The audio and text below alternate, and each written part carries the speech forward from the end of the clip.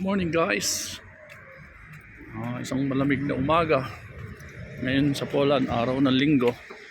So ito, nag-aantay tayo ng biyahe kasi yun yung Amazon. Tatlong biyahe ko kahapon, nung isang araw pa tatlo, puro cancel. So ito, ngayon dito kami sa sa parkingan dito sa BP Okmian. So ito po, pero marami pa rin sasakyan, siguro yung mga galing sa pamamasyal. Ayan, namasyal po sila. Ayan mga sila. So yung ito yung parking dito kami hinohold ng kumpanya namin, kasi yung kumpanya namin may agreement dito sa sa gasolina na to. Pwede kami mag-stay dito, magputol ng truck, tsaka ang dami ng mga truck nila. Ayan sila yung mga truck ng mga ibang papahinga, mga 45, 24 hours rest. Ayan, malamig. Yelo. Ito sila. Ang gasolina sa kabila. Tapos mga nakarest yung mga driver niya. Tulad ko, rest din. Oo. Ganyan yung buhay ng mga truckers dito sa Europe. Kasi kailangan magpahinga. Kasi dito sumobra ang pahinga, wala problema. Pero pag kinulang ka ng pahinga, magmumulta ka. So yun. So yun yung kulay itim.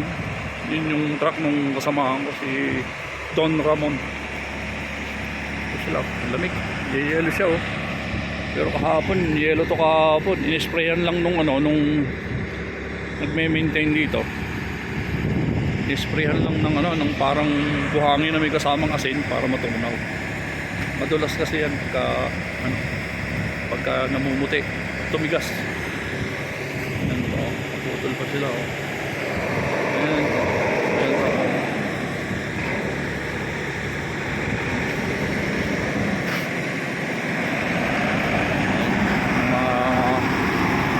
Bumabanat ng linggo, tapos ang mga